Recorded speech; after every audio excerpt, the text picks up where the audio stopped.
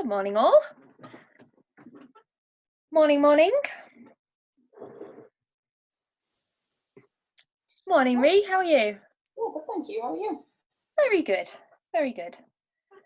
Excellent. So, good morning. Morning, Christina. Hi.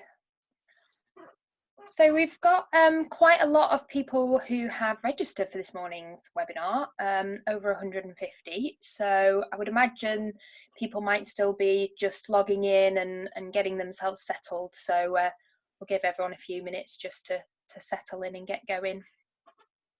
How are you doing, Ree? You good? Yeah, not too bad. Thank you. Good. I've had a challenging week. I had an allergic reaction over the weekend. God. So my face swelled up and I looked like I've been in a boxing fight with somebody. So I was just hoping and praying that by this morning it would be back to normal. It's a weird one actually for me this morning. It's the first time in God knows how many months that I've actually put makeup on and I forgot what to do. I had no idea what I was doing. So yeah, that was a weird one. And has your skin been better with the lack of makeup, do you think, or not made a lot of difference? Not much different, to be honest, because for quite a few months I've not been wearing much makeup. Yeah. I've just been, obviously with having skin rejuvenation treatment, just been wearing my eye makeup. So it's actually, I've not really worn foundation for a long time anyway. So it feels nice to put makeup on because it looks like I've actually made an effort. Feel a bit more human again. Yeah, definitely. But like I say, I put my eye makeup on anyway. Yeah. But yeah, it's been weird this morning. Your skin looks fantastic, so I'm sure people have questions about what you're doing, what you're using at home, and we can feel free to ask any questions. We can talk through all the things that we're using. Okay, so welcome everyone, welcome to our webinar this morning. We are absolutely delighted to be hosting this webinar on behalf of Lynton Lasers. So my name's Hayley, I'm the Sales and Marketing Director at Lynton, but I do have a clinical background. So I was a beauty therapist, finished my training nearly 20 years ago now, and the same for re-qualified in beauty. You've had over a decade of experience with lasers, I think, haven't you, and IPLs? Yeah. And about 14 years, something like that. Yeah. And Rhiannon actually has worked in lots of clinics using lots of different technology. She's currently one of our most experienced senior trainers at Lynton, and so she's got a loads of experience to share with us today. And she also teaches on our level 4 and level 5 qualifications as well. So this morning is it's quite a meaty subject actually, so settle yourselves right in. When we run a webinar, we usually take about an hour. Putting the content together for this, I would estimate it will be about 2 hours. So if you don't have a 2-hour slot this morning, that's fine. You will be able to watch it on catch up in your own time. If you need to take breaks and go out, you will be able to catch up on it. But it's such a fascinating subject, looking at skin rejuvenation with energy-based devices. There's a lot of choice. There's pros and cons to a lot of different options, and not one machine will necessarily suit all businesses. So the purpose of today is really just to go through an introduction. We can't go super in depth. That might be a full day course that perhaps we do in the future, but we will give a good overview, a good introduction to all of the sort of common, popular devices that you can use at the moment to rejuvenate the skin. So yeah, that's our premise really for this morning, and we'd love you to get interactive. I know some of you will have some really great personal experience of using the devices that we're about to talk through. So please drop us questions in the chat or in the Q&A, and we'll try to answer as many questions as we can and make it as interactive as we can as well. So let me share my presentation and we'll get started.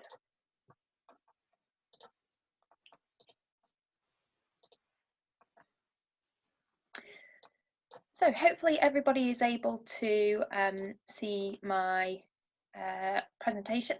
Our presentation. Is that up for everybody? Yeah. Now, I've lost the chat view, so hang on a second, bear with me. Let me just play around with my settings because I want to be able to see the chat as we go.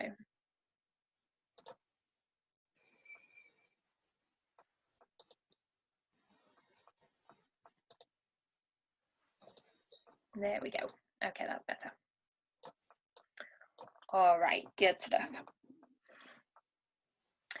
Okay, so for those of you that are joining us for the first time this morning and you haven't been, introduced to Lynton before, we have been established for 25 years, and we are experts in aesthetic technology. So throughout that time period, we've been manufacturing just south of Manchester lots of different technologies that do skin rejuvenation.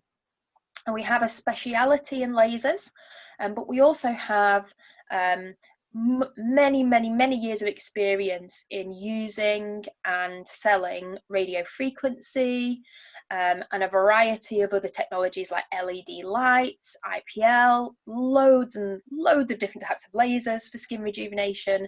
So we can hopefully give you a really nice unbiased overview of all the different technologies. So we're not just going to talk about the things that we supply, we're going to talk about some really good devices that are available on the market that we don't supply at the moment as well, just to give you a really good overview of the availability of devices for skin rejuvenation. And we'll start with some skin anatomy and physiology, and then we'll go into all of these different devices that are on the list. And I'm sure that we've missed some. There are other great devices out there and great technologies out there, but hopefully this just gives a bit of an overview. So we're going to start first of all just by looking at the skin and going through some of the anatomy, and then we'll pull back into this when we start to look at how these different devices interact with the tissue and what it is that they really focus on and specialize in. So the skin's main function is protection. It protects us from injury, from bacterial attack, from water loss. It does lots of other things as well. It's very multifunctional, so it helps with sensation, temperature regulation, etc. And it's split into three main layers, and we're used to talking about these: epidermis, dermis, and subcutaneous layer. So on the very surface of the skin you have the epidermis, the deeper layer of the skin is the dermis, and then underneath that you have the subcutaneous tissue. And there's a layer that we're going to talk about today, which is the SMAS layer, which you may not be familiar with, and that comes into a section that actually just sits in between the muscle and the skin. So it's underneath that subcutaneous layer. It's actually in different places in different parts of the skin, but that's a layer you might not be familiar with, and we'll be talking about it today. So we start by just taking a quick look at the epidermis, and it never fails to disgust me, this slide. I can't believe that's what it really looks like. Right. It's not attractive, is it? No. Luckily, we have lots of tools to make it look as lovely as possible. It's a good job that our cameras haven't got quite good enough to show us things on such a level as close as that yet. So that image there is the very surface of the epidermis, but the epidermis is actually got 5 main layers, and basically you work from bottom upwards: stratum basal, spinosum, granulosum, lucidum, and corneum. And you could spend a whole day looking at the epidermis and the cells that are active within the epidermis and what they do and the function. And there's an awful lot of information and content to learn, really, to become expert in this area. But as an overview, the epidermis is what we need to understand, I guess, about the epidermis is that cells are born, so to speak, in the basal layer. So you get cell division happening there, new cells are produced, and they migrate upwards through the layers until they reach the topmost layer. And as they're going through that process, they become more dehydrated, so they lose their water content, they become dry, flaky, very thin, keratinized cells, and eventually they will slough off the surface of the skin. And you can use things like exfoliation and sort of dermabrasion type devices to help encourage the removal of those very surface skin cells. And that is something which will actually help to stimulate new cells being produced in the basal layer. So the more that you exfoliate, the more cells are produced in the basal layer, and that helps with increasing the cell turnover. So it usually takes between sort of 15 to 30 days for a cell to move through all of the layers and slough off. But that does actually slow down with age. And things like psoriasis, they're related to the cells not sloughing off properly. So a bit of a malfunction really with this process of cell renewal. And so things like very dull skin, skin that's quite dehydrated, skin that just doesn't look as luminous as it could do, that can really be improved with topical products actually. So peels to help remove the surface of the skin and light forms of exfoliation. There's a nice little method here for just remembering the different layers. So Cher likes getting skin Botoxed amongst other things, I would say. And yeah, that just helps you to. That one before. That's a new one for me, but I like it. Yeah. And one of the key things as well that's going on within the epidermis is the production of melanin. And of course, it's one of those things that we see a lot of. We see an awful lot of this, and it can really make the skin appear older than its years, you know, when you have uneven production of melanin in the skin. And that can be due to many reasons, but the predominant reason is sun exposure. So when you are exposed to the sun, that will, as a normal process, become it will stimulate the production of melanin. So you go into the sun, you generate a suntan, that's melanin production, you know. And if it were happening all in perfect harmony, you would generate an even color over the skin. Well, ideally nothing, because you'd have your sunscreen on to stop it, but an even color on the skin. But you know, what can happen is if you suffer a sunburn at any time, or if you just have prolonged exposure to the sun, then you can actually damage the melanocytes, and their production of melanin can become a bit haphazard. So pigment can be dumped into areas, and that looks quite patchy on the skin surface. It could be that, you know, freckles, age spots, sun damage, lots of different ways to describe it. But one of the things that some rejuvenation devices are really good at is actually lifting out that melanin which has been placed in big patches within the skin. So not so much melasma, but just your normal photo damage and sun damage can be very easily treated with energy-based devices. So just looking then at the dermis, so sat just underneath the epidermis, this is now a major part of the skin, and it's actually comprised of two layers, the papillary dermis and the reticulodermis.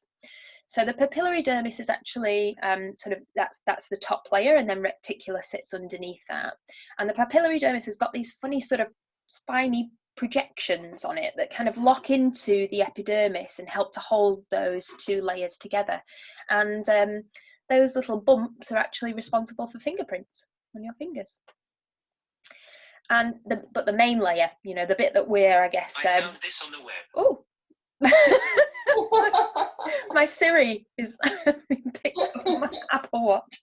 Sorry about that. Take it off. Yeah, reticulodermis is where all the good stuff is, the connective tissue, and we do get that in papillary dermis as well, but mostly in the reticulodermis. So connective tissue, which we'll talk about a bit more in a second, lots of other structures within the reticulodermis as well, sweat glands, receptors, blood vessels, etc. But the bit that we are really focused on or concerned with when it comes to skin rejuvenation is this extracellular matrix. So the extracellular matrix consists of collagen. Okay, so we talk an awful lot about collagen in the skin, and the collagen is a very fibrous substance. So it's hundreds of millions of fibers. You can see them just in this diagram here, and they provide the strength and the support to the skin. So they're like really the structure of the skin, really helping to keep it firm and strong and supportive of all the cells within the dermis. Then also have elasticity. So elasticity is more about the flex, the stretch, the elasticity within the skin. And then you have the extracellular matrix as well. So this is a gel-like substance comprised of glycosaminoglycans, or the GAGs we typically shorten that to. Most notably, that's hyaluronic acid, but you do get proteoglycans and glycoproteins and other substances in there as well. So you've got fibrous elastin and collagen, and then you've got this gel-like glue sat around all of that within this extracellular matrix of glycosaminoglycans. And that's all providing support to the cells that are within here, and also that structure to the tissue. And that extracellular matrix is actually synthesized or produced in part by fibroblast cells.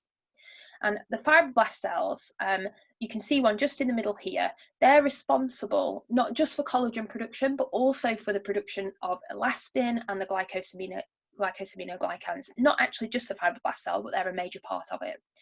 And when you sustain some tissue damage, you actually can stimulate the fibroblast cell. So you can trigger off what we call a wound healing process, stimulate the fibroblast cell to actually produce more collagen and elastin, and fresher, newer, more even collagen and elastin. So just underneath this, one of the layers, some people refer to it as like the deep dermis, some people refer to it as like the superficial muscle layer. In different areas of the face, it actually is slightly different, but overall, essentially, this is like a tissue sheet of collagen and elastin fibers and some fat cells as well. And it actually helps to connect the muscle to the dermis. So it does play quite a significant role when you're looking at facial elasticity and support. So this is actually the layer which, if you were having a facelift from a plastic surgeon, this is the layer that they would reach in and lift up and pull and tighten. So it's quite deep within the tissue. So there's lots of things that can, I guess, go wrong with the normal process of skin. Or perhaps go wrong is the wrong way to describe it, isn't it? There's lots of things that happen normally that we dislike. You know, we don't really like pigmentation, we don't like red veins, dehydration or dull skin, open pores, they can be resolved quite nicely, lines and wrinkles, scarring, that could be acne scarring, it could be surgical scarring, it could be stretch marks, a general loss of that firmness or that elasticity, and a loss of volume as well. So this sort of group here at the bottom, lines, wrinkles, loss of firmness, elasticity, volume, a lot of that can be caused by dermal degradation, or injury to the dermis. So the normal sort of reduction in collagen production as we age, so we produce less collagen, we produce less elastin, we produce less glycosaminoglycans. We actually also find that the collagen cross-links, so it bundles together, it causes depressions in the skin, and that can cause these lines and these furrows and this loss of firmness. And so all of those things really are happening within the dermis, and we're able to make a significant improvement to a lot of these concerns that we see through energy-based devices. Now, a lot of them work by helping to remodel the dermis. So we're going to talk a lot today about wound healing, inducing dermal remodeling, and essentially what we're talking about there is causing a little bit of trauma to the skin. We're actually going to give it, with a lot of these devices, not all of them, but a lot of them, a little bit of trauma, a little bit of tissue damage, a controlled wound. And the reason we do that is because, as I said earlier, that stimulates dermal remodeling. So it leads to increased fibroblast production, and that leads to then synthesis of more collagen, elastin, and glycosaminoglycans. So by applying some kind of heat works particularly well. Heat, or it could be mechanical trauma, so it could be a physical trauma that you apply onto the skin or into the dermis. That's going to stimulate the fibroblasts that are going to go on to make collagen and elastin. In the process of producing collagen and elastin, your body will naturally remove what it considers to be old and degraded collagen and elastin. So you get this double whammy effect of not just producing more collagen and putting that into the tissue, but actually helping to heal and improve the collagen that is there at the moment as well. Now, that takes time, and it can take time to show results, and technology certainly got better in terms of instant results. But a lot of the procedures that you do for the skin with energy-based devices, if they're dermal remodeling, you know, you are not going to produce fibroblast cells overnight. They're not going to build these millions of collagen fibers within a week. You know, it can take 4 to 6 months to really see the true effects of skin rejuvenation, and that is why photographs are so important. So we're working at the moment on a document that's guidance on how to take the best quality before and afters for the skin, but it's something that it can be quite tricky to capture on camera, can't it, really? The subtle changes that you get. I think in person they look quite dramatic, and then on camera they can sometimes be a bit tricky to capture. Would you agree with that? Yeah, definitely. I think it's something that a lot of clinics struggle with, taking good before and after photographs. You know, it's, yeah, you can't always get the best sort of visual results, if that makes sense. Like you said, you know, there's different things. I mean, it's even just a slight change in lighting from the before photograph. It's a slightly different angle that makes dramatic differences into before and after photographs. So yeah, I think it's something that is really difficult to capture, and something that, you know, with good practice can definitely come. And like I say, with this document that we're putting together, it should be really helpful for a lot of clinics. Yeah, I know something that we would highly recommend that you do, taking photos for every single treatment that you do, and getting that lighting and the positioning as good as possible, because often when you are making these changes to the skin and it takes 4 to 6 months for someone to see the full impact of the results, don't get me wrong, they'll look fabulous the following week, but that full impact of the results being 4 to 6 months later, I think it's really important to try and get that on camera as best you can, so that people can look back at that original image and say, wow, and we get that a lot in our clinic, don't we? They look back at that first image and go, wow, I can't remember my skin ever looking like that, because it changes so gradually and they're seeing it every day. So just a quick note really then on skin type. So we'll talk through which technologies are suitable for which skin types as we go today. The general rule really is just that as you move from skin type 1 to 6, you have an increased possibility of pigment change. So darker skins are just more susceptible to hypo or hyperpigmentation. That's a decrease or an increase in pigment production, and that particularly is possible or likely to happen when you put inflammation into the skin. So if you are doing one of those sort of controlled wound type treatments, then you do have to be more careful on skin of colour, so skin types 4, 5 and 6, because they're more prone to changes in pigment. That doesn't mean that all treatments are ruled out or difficult to manage. They're not. They're quite easy to manage, and you can do some really advanced treatments even on skin type 6. You just have to do it perhaps with a few extra precautions in place. So any questions so far, guys, before we move on then to look at our devices? Just got a question from Tina. Looking at the grid charts that you can use for your before and after photographs. So I think, do you mean, Tina, the ones that you sort of, the like little boxes that you can put behind? So they tend to be great for like body treatments and stuff like that. So it's almost taking a measurement at the same time. Yeah, I think so. So sort of like the grid that you would put onto the wall, or yeah. I'll be honest, I'm not entirely sure what they're called actually. We'll find some. Yeah. We'll find some, Tina, and let you know. It's something that we are working. We'll put it in our before and after guide. So we do have some actually that we can order through Deca. They're £235. Suspect you might find them cheaper somewhere, so have a little look and we'll see what we can find for you. Holy moly. Yeah.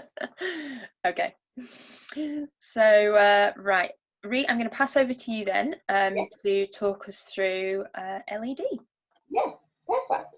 So I'm hoping you can all hear me okay. I know Sam mentioned earlier in the chat that I was sounding a bit tinny, so I hope you can hear what I'm saying.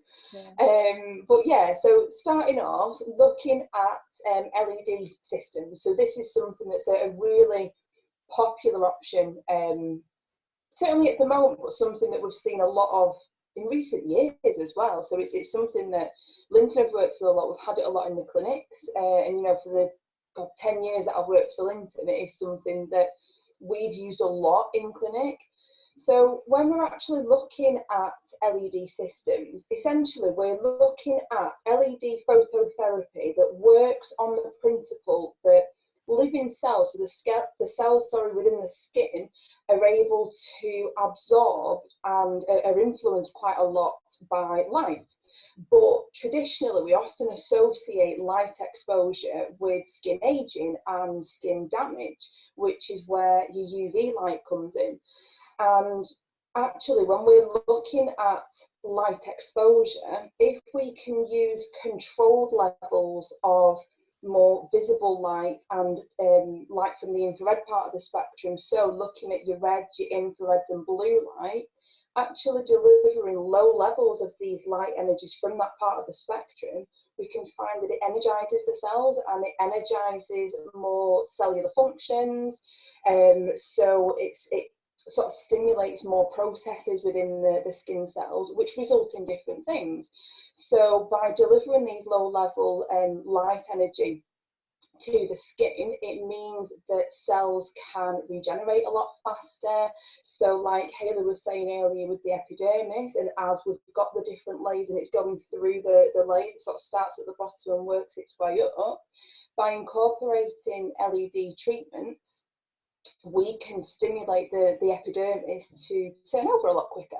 And obviously by energizing the skin cells, it can in turn, by regenerating the cells a lot quicker, we can be left with younger looking, more healthy and radiant skin. So often following LED treatments, results with regards to sort of anti-aging and your collagen treatments can be very subtle, but what a lot of clinics will do, you've got two options with LEDs. You can either do them as a course of treatments, and it can be as a standalone course with LEDs, or you can combine them with other technologies. So you can combine them with peels, you know, with your microneedling, fractional lasers, which we're going to talk about later, to really help stimulate more healing, more collagen. Like it says there, blue light is brilliant for killing bacteria. So it's often used with in conjunction with acne treatments. But often just by combining your LEDs into other treatments or just doing a one-off session, clients will notice an immediate improvement. So you can get obviously more radiant skin, it's sort of appearing more glowing, you know, more hydration, a better skin tone, because what LEDs can be great for is really reducing inflammation in the skin. So any bits of redness, sensitivity, LEDs are fantastic for really healing the skin and improving that overall skin tone. Now, like I said, you can just do a standalone treatment and additions to treatments, or you can do it as a standalone course. So if you just flick to the next slide, I believe, Haley. So yeah, typically, if you were looking at a course of LEDs, the recommendation is around 8 treatments. But the beauty of LED is that it's such a relaxing treatment. So there's no pain involved. You know, often it's sort of a light canopy, and it's quite a bright light. But I know a lot of clients will sort of liken it to being on the beach and being on holiday, and they always feel better when they've had some light exposure. You sort of almost getting a similar result to this, but obviously we're not using any harmful UV light. And actually by using LED lights, you get that immediate brightening. You know, your general well-being is a lot brighter, as well as more hydrated skin. So with LED as well, there's no downtime whatsoever. Like I said, there's no pain with it. It's actually a lovely treatment to have, and something that, like I say, clients can just have as a standalone 15-20 minute treatment, and get results and get the effects immediately following the treatment. I think we've got some before and after photographs as well. Just adding on to there, so there's no risks with the treatment. It's low level energy, and it is suitable for all skin types, as well as treating darker skins and tan skins as well. So something that we do see an issue with certain treatments is people having UV exposure. And with UV exposure comes the risks of potential issues and unwanted reactions, whereas LEDs, there's very little contraindications to treatment, so very little things that could stop you doing the treatment. Yeah, and this image comes courtesy of Dermalux, who I think are one of the most well-known brands when it comes to LED in the UK. And yeah, you can see a very good result there, can't you? Yeah, after only 10 weeks as well, it's fantastic. Yep. I think that's I think it is subtle. You know, we know, don't we, Ree? We've had we've got a Dermalux in our clinic. You know, and I have them regularly. I think they're absolutely brilliant, but they aren't. You couldn't guarantee they were going to remove a deep line and wrinkle, and I don't think they claim to either. You know, I think this is an exceptionally good result. It is subtle, you know, and that's a general rule, really, isn't it? The less invasive the technology, the more subtle the result, typically. But you can get amazing results. Yeah, definitely. But I think, like I say, just overall general well-being as well. Yeah. So, you know, you do get that instant radiance, and you have that glowing skin straight away. So great for if you've got any events coming up, you know, LEDs for it. Yeah. So Helen's just asking, what kind of price would you charge for an LED session? So if you're doing an LED session just on its own, what kind of price around the UK have you seen people charging for that, Ree? Typically, I think around £60 for just a standalone LED treatment, and obviously people incorporate it, so it's a bit more of a treatment, starting with a cleanse and stuff like that, and obviously finishing with SPF, but typically around £60 per treatment. Whereas if it's in addition to another treatment, so I know when in clinic, so in the Lynton clinic, if it's a case of a client wants to add the LED, we'll maybe add £10-20 onto an additional treatment. Whereas if we were adding it onto a treatment, let's say to stimulate more healing and calm any inflammation down, we often do it complimentary for them. Yeah, I think if we're going to do something like our CO2 fractional ablative laser, then we would actively encourage them free of charge to come under this to just reduce their downtime, wouldn't we? So works really well.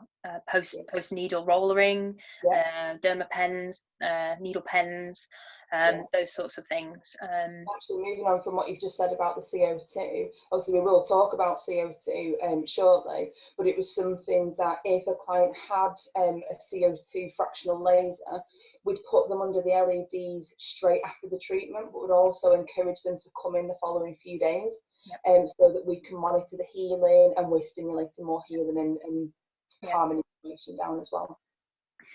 Good question here from Rachel about the difference between cheaper and more expensive makes of LED and the amount of LED light, for example, and different colours. So, I mean, I don't claim to be an expert here, but my understanding is that it's about the quality and quantity of photons that you produce. So it's emitting photons that are interacting with your skin, and the photons are little packets of light energy, essentially, and that energy is what's causing that photochemical reaction in the skin.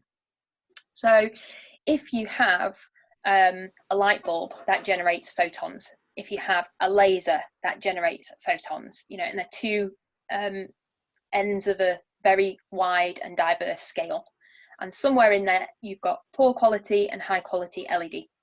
So as you move up in terms of the quality of the actual diodes, the light emitting diodes, you will not only get a higher number of photons, so therefore more likely to have a reaction in the skin, but also you will get less of a range of photons. So ideally you want about 633 nanometers photons. Okay, so that means that they're a particular type of photon which is proven to be good at stimulating the fibroblast cell, for example. Okay, now you could have an LED that's sort of producing a lot of 600 nanometers, 650 nanometers, and only a small amount of 630 nanometers. Whereas on high quality LEDs, they'll usually say, you know, we deliver 633 nanometer photons with a plus or minus divergence of like, you know, 3% or something like that. So you're getting a very tight band of light that we know is going to give you a good result. So yeah, so Sam Hills has just added cheaper LEDs don't have anywhere near the same irradiance, number of photons being emitted. Yeah, so more photons and the right wavelength of the photons as well. So yeah, acne ones would be 420, I think, or about 400, 420 nanometers, something like that. Yeah. I don't know about green light. I have seen some studies on green light that have been quite interesting, but it isn't a wavelength that's commonly used in a lot of LED lights. So I think probably more research should be done on that one. The more common ones are obviously blue light to destroy bacteria, great for acne treatment. Then you've got your slightly longer wavelengths, so your red light, brilliant for anti-inflammatory, and like your near infrared, looking at healing and collagen. Mm-hmm. What are photons measured in?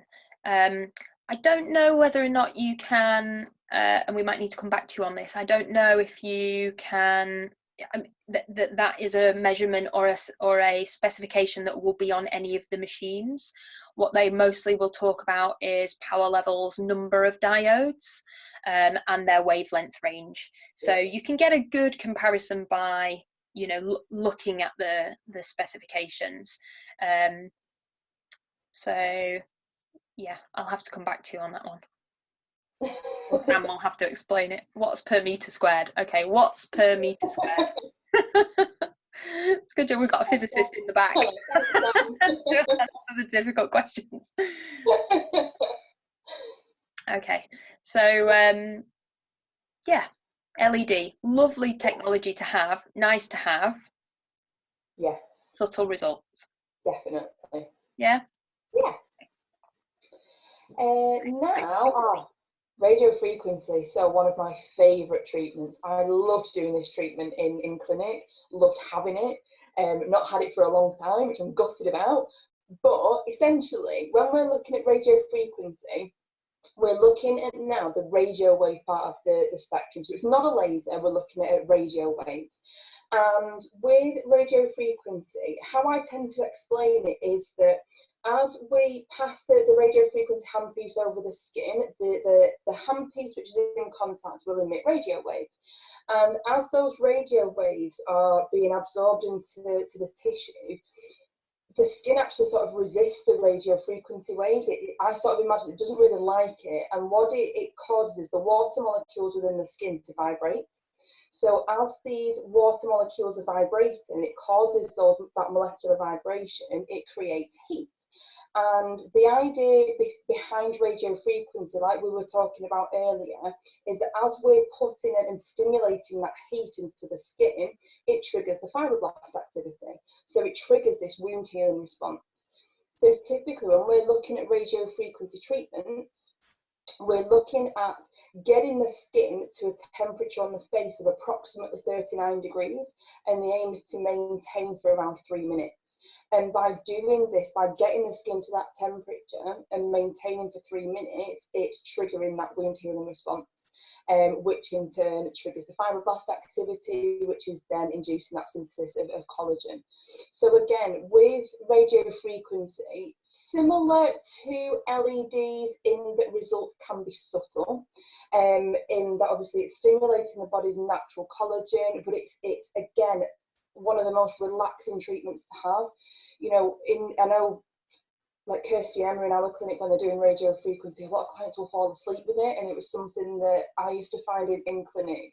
Clients love having this sort of treatment in radio frequency because it just feels like a warm massage on the face, but it's such a relaxing treatment that actually does get some great results. But like we said, subtle. Maybe not as subtle as your LEDs, it is definitely stronger than your LED light therapy. But overall, because we're heating the skin as well, it triggers more circulation. So you're getting more nutrients to the skin, you're getting that healthy feeling, that healthy glow. You can get a reduction in fine to medium lines and wrinkles. Sometimes they completely disappear, and definitely an improvement in the deeper lines and wrinkles. And you get a nice rejuvenated tightening effect. And it's something that, again, with radio frequency, clients will have mixed responses in that whether they want to have their full face and neck treated, or what we found is just treating areas of concern. So for a lot of clients, you know, the main area was around the eyes. So radio frequency can work fantastic around that orbital bone, great for the finer lines around the eyes and getting sort of that stimulating more collagen and brow lift. You know, it's not to the point of surgery. So we always used to say in clinic, you know, if your client's coming in wanting literally lifting the skin up, this isn't going to get you there. But what is going to happen is that the skin's going to appear more rejuvenated. You are stimulating the body's own natural collagen, and it will result in tighter, firmer, and younger looking skin. So it was something that a lot of clients absolutely loved. So if we just go on to this slide, when we're looking at radio frequency on the market and in the industry, there are different application modes. So you have got monopolar, which requires a grounding pad. So essentially, when we're looking at radio frequency, we are delivering a current. And we have got our positive and negative, so plus and minus electrodes. And with monopolar, all it essentially is we've got a grounding pad, which may be negative, which is somewhere on the client's body, and the handpiece that's applied to the skin is the other electrode. So let's say it's a positive. And as soon as that handpiece is in contact with the skin, the radio frequency just wants to get to the other electrode, wherever that may be on the body. So what can happen with monopolar, I don't think I've really seen it used that much recently. I've not seen people using it for quite a number of years. I think the last doctor that I saw using it was about maybe 6 or 7 years ago, something like that. Because typically with monopolar, although you can get fantastic results, treatments can get extremely hot.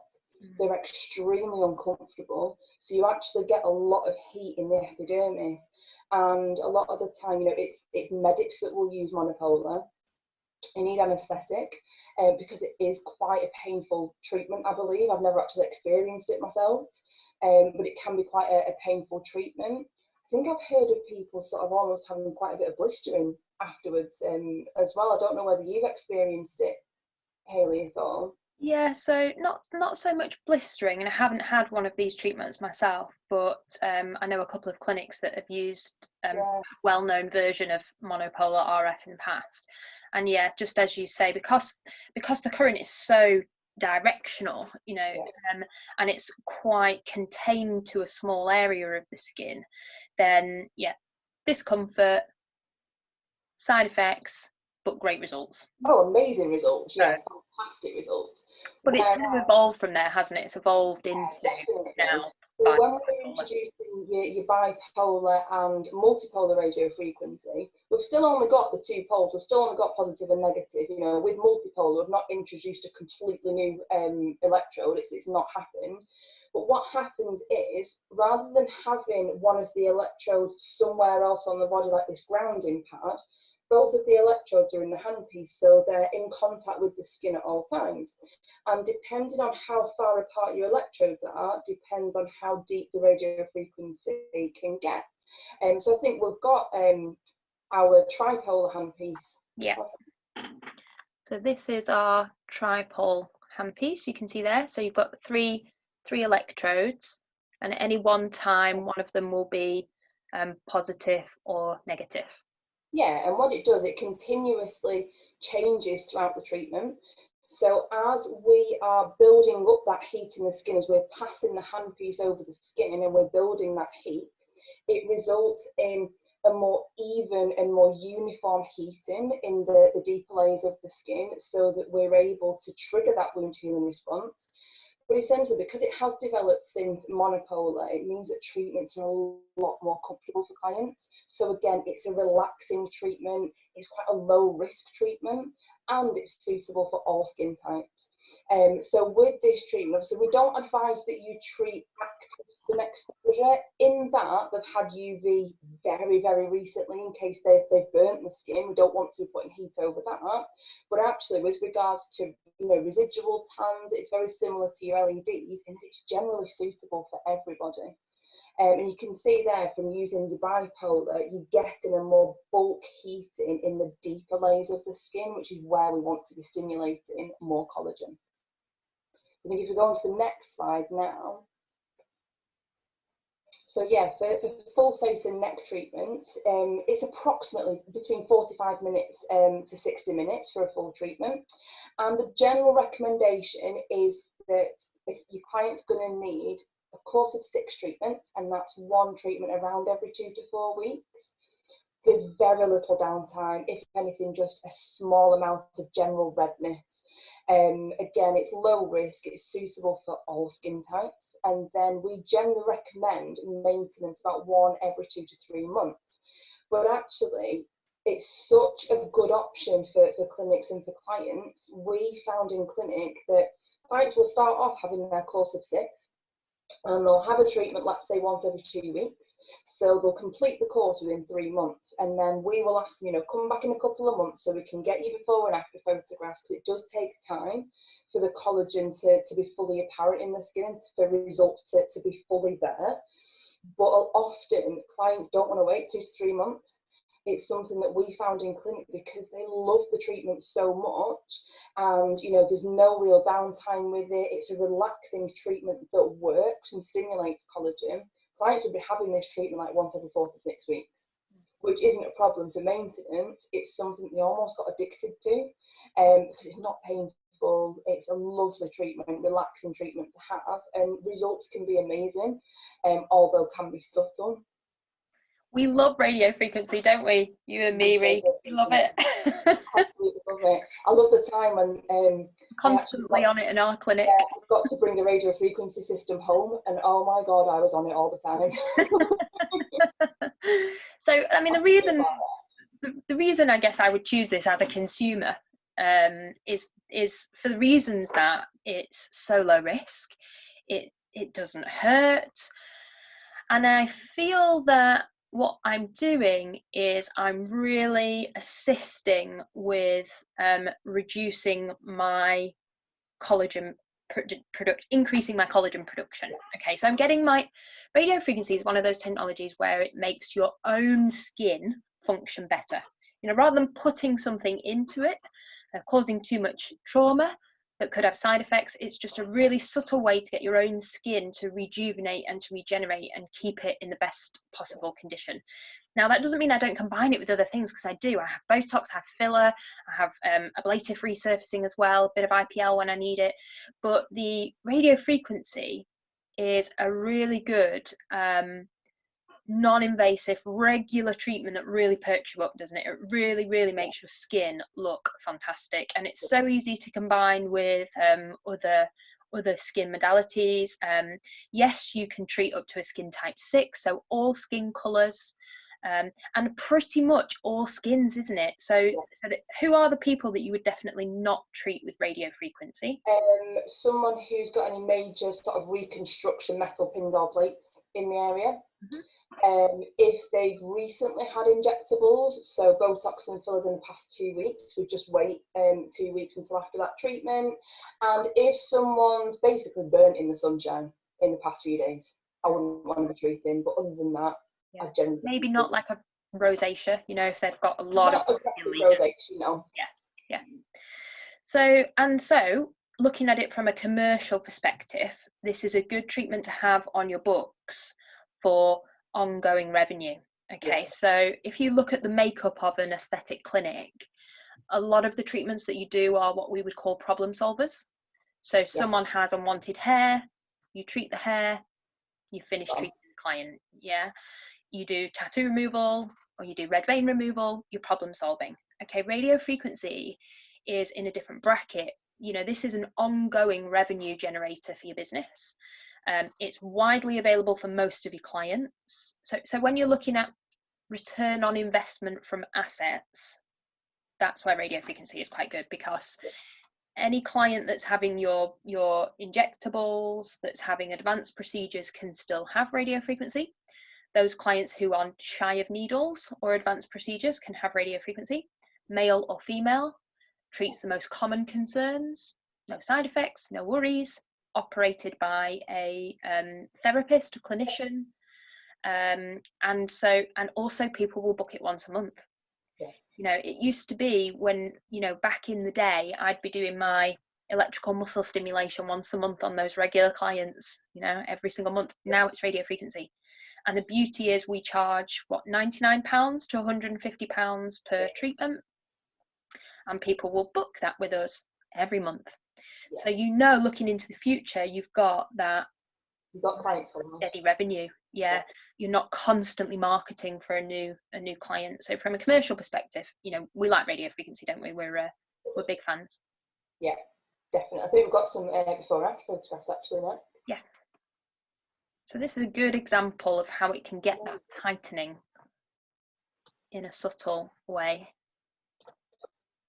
So this sort of area here, you can see. Nice that you can obviously treat not just on the face as well, so you can come down onto neck and onto the chest, décolleté as well. Okay. So IPL then, Ree. So another one of my favourites. So yeah, IPL. So looking at intense pulse light. So this is where sort of when we're comparing different treatments for skin rejuvenation, IPL is where we're really focusing and we're able to focus more on improving skin tone. So looking at uneven pigmentation such as sun damage, you know, freckles, sunspots, age spots, redness, thread vessels, rosacea, acne. This is where IPL comes into its own. And when we're looking at IPL, for some of our customers who've got some of our IPL systems already, we have got typically 2 IPL handpieces. When we're actually looking at IPL, we can section them off. So typically, looking at using wavelengths between 500 and 600 nanometers, this is where it's fantastic for improving overall skin tone. So it's your slightly shorter wavelength, so our 585 handpiece, that is phenomenal at treating vascular lesions, pigmentation, acne, and that overall skin tone. Whereas using slightly longer wavelengths, so between 600 and 700 nanometers, so our 650 handpiece, we tend to use and almost look at it as keeping good skin looking good. So you've got a skin type and a client coming in with no real pigment concerns, they haven't really got any vessels, any vascular irregularities, but they want something more, they want something to maintain good skin and for stimulating collagen. So this is where we predominantly use our 650 handpiece. And actually what we'll talk about later on is combining the two. So what happens with IPL and using IPL for skin rejuvenation, Sorry, Hayley, I'm making you All go right. back. No, no. So with IPL, it works in a very similar way to hair removal. It's just we're targeting different things. So for instance, if we're looking at using slightly shorter wavelengths, so our 585 handpiece, which targets more hemoglobin, so it's targeting blood and melanin, it's got a higher melanin absorption than our 650 handpiece.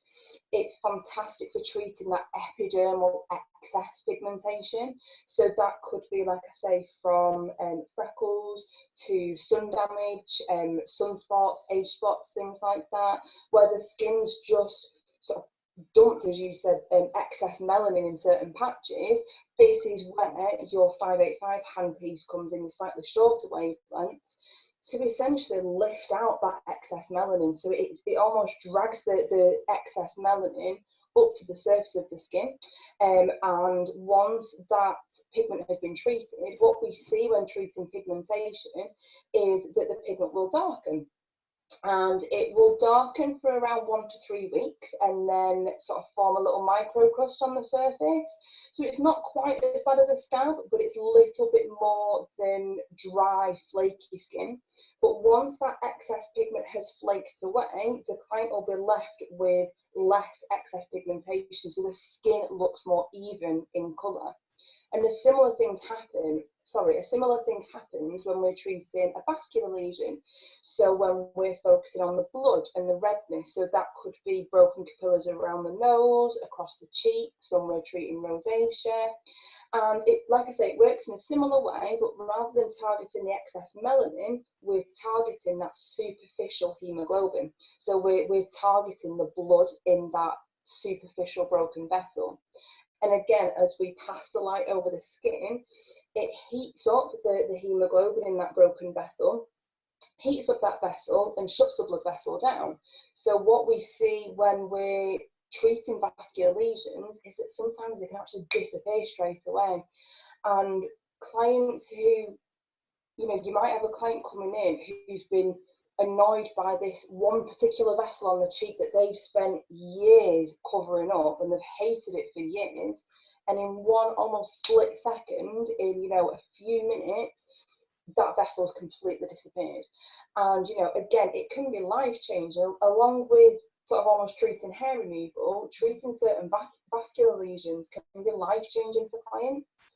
And you can get some fantastic results with just treating individual lesions. But as well as that, we actually love and have been using IPL more so for general skin rejuvenation the past few years. And again, it's something that whenever I'm out training or like talking to people, they sort of comment on my skin. And I've got to say, it was IPL that completely changed my skin a few years ago. And it's that I predominantly use to maintain results. So like I say, with IPL, you've got the two options. You can either use your 585 handpiece of slightly shorter wavelength, which we typically just stick to using on paler skin types. So typically it's skin types 1 to 3 who would suffer with more pigmentation that we can treat, such as sun damage, vascular lesions and rosacea.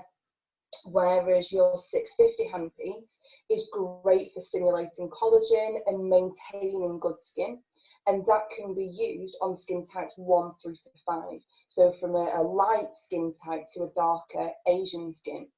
And when we're using IPL, again, there'll be some people in the audience who have experienced IPL and you feel heat. So this is where we're getting to slightly more aggressive treatments. It's not the most relaxing treatment, but it's certainly not unbearable.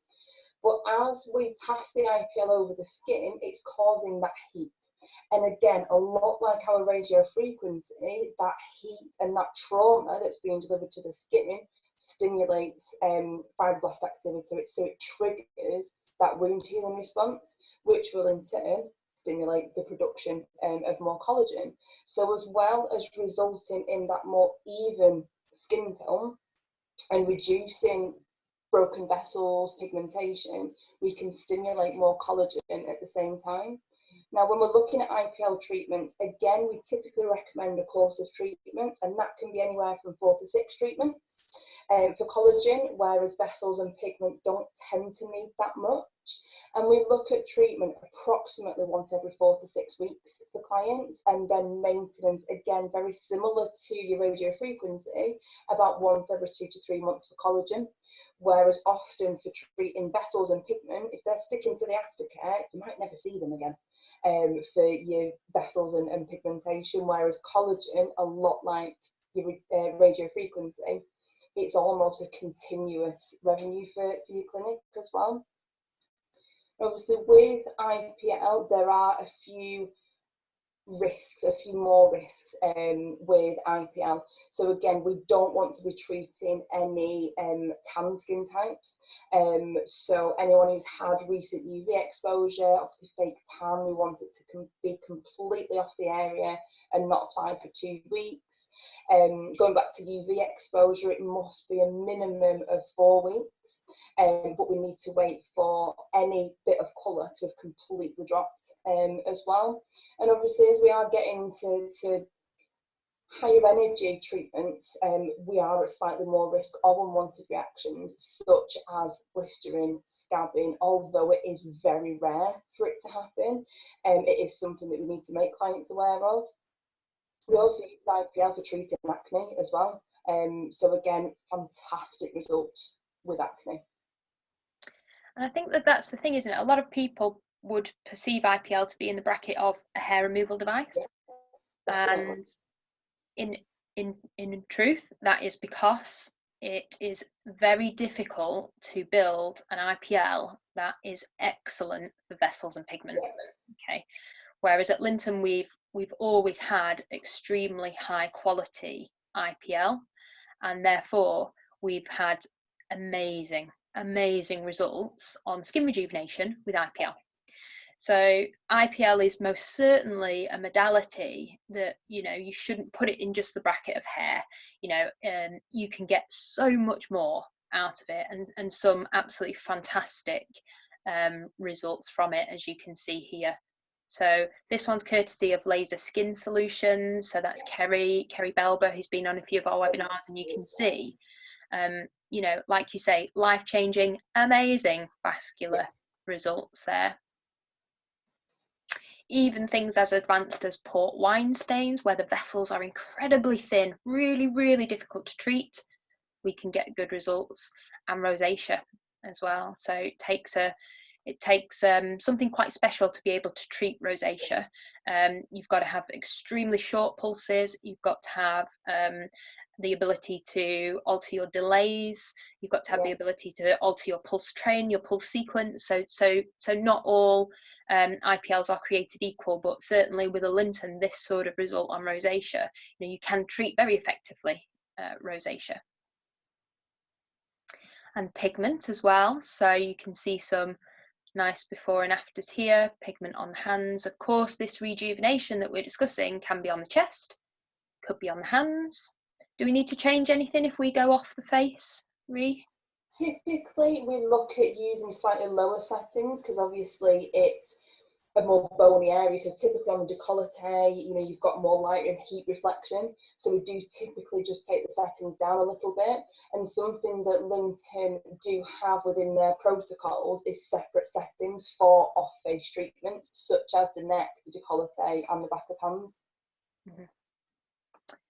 Someone just asked me to flip back to the port wine image there. So yeah, Helen, that's yours. We can answer some questions regarding IPL. Yeah, let's have a look. So we had so these are brilliant, aren't they? You know, these sort of sunspots, age spots, they can lift really nicely and easily from the skin. And typically the darker the pigment, the better results. Yeah. It's almost the worse the condition looks, typically the better and quicker results you do tend to get. So just answering, before we move on to Illumi, a question from Tina. So looking at radio frequency versus 650 IPL. So yeah, I do love them both. And with regards to which you would use and how they would differ, with regards to collagen, I don't know if you'd agree, Hayley, but I sort of say this very similar in the amount of collagen that you get. Possibly a little bit better with 650.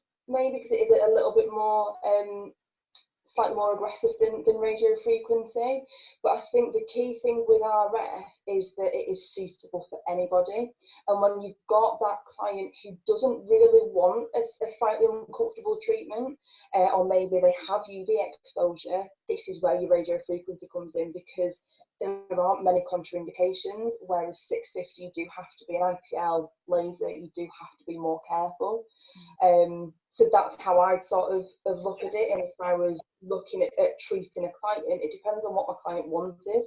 If it was somebody who didn't want an uncomfortable treatment, RF's the way to go, and you'll still get fantastic results. So I hope that answers your question, Tina. I think it's a question most people will have as they're looking at the market and looking at devices, and we get asked all the time, which one should I buy? And I say all of them. You kind of do need they're all different, they've all got pros and cons. Oh, am I frozen? I look like I've frozen there for you did for a second, but I think you're back now. Okay, fine. Yeah, so you might come out of this presentation thinking, I want them all, that's great if you've got the budget, but most people don't. So how do you work out what's best for you and what's best for your business? We can walk you through that if you like. So we would start by asking things like, who's your typical client? What's the demographic of that client? What else is in your local area? So what are your competitors using? We'd ask about how you feel about the level of advanced treatments you want to do. We'd ask about budget, we'd ask about all sorts of different things, but you can, by going through that process, work out what would be the best one to bring into your business. And there's a lot of crossover. So a lot of these devices do a similar thing. But they each have their own sort of unique pros and cons. I would say, well, if you're looking at hair removal and rejuvenation, IPL is a no-brainer over radio frequency. But if you're looking at body sculpting and skin rejuvenation, then something like our ProMax Lipo would be ideal. So really, it depends on your business. It depends on the commercial situation. But if you're not sure, we can go through a series of questions to help try and narrow it down and work it out for you, what would be the most suitable. Yeah. I'm just going to answer a quick question from Monica. So you've asked about a contraindication for IPL. I'm assuming you mean the pill if it's contraindicated. So it's not necessarily contraindicated, but obviously, as you've mentioned, melasma/cloasma can be a side effect of the pill and pregnancy and various hormonal changes. So when we're looking at melasma, if a client does suffer with melasma, we don't advise that they're treated on the face, purely because there is a very high risk of the melasma actually going a lot worse. So we don't advise the treatment of melasma with these systems. I've got another question in the Q&A here, which is, what do you think is the best LED machine, Dermalux or Omnilux? Well, I've had personal experience of both, so we will answer this one. Right now, if I was to advise you to make a choice between the two, I would say Dermalux, just because the network of support, in terms of results, I think they're both excellent. You get excellent, amazing results with both. But Dermalux, the marketing, the brand awareness, the support, the number of people in that business, and being a British company as well, I think goes a long way. So if you're on the fence between which, I would probably look at a Dermalux now.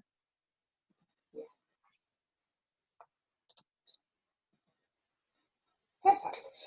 So next one that we're going to talk about is Illumifacial. So Illumifacial is essentially a combination treatment combining a superficial skin peel with IPL. So combining your peel and light technology. So if we were sort of to go back to when we started, and Hayley, you were talking about the epidermis and the different layers of the epidermis, and obviously as we start at the basal layer of the epidermis, the cells in the basal layer tend to be quite juicy, quite healthy, but obviously as they start moving up the layers of the epidermis, that's when they start drying out. They become quite dry. They essentially die. But when we are looking at obviously exfoliating the skin, if we've got a skin that hasn't had a lot of exfoliation, we get a build-up of dry, dead skin cells on the surface of the skin, which then have pockets of air between those cells. And if we were to pass, let's say, an IPL over that skin where you've got this build-up of dead skin cells and pockets of air, we don't get the best absorption of light into the skin. So this is where our combination treatment comes in, and this is where Illumifacial was introduced.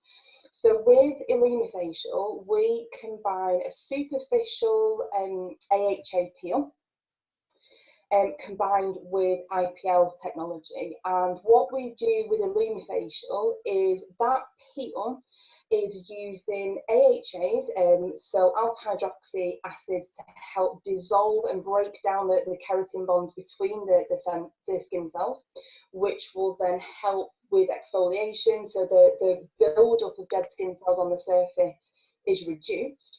We get rid of the pockets of air as well, and just by doing the peel, we'll be stimulating faster cell turnover. So we already get that fresher skin coming to the surface.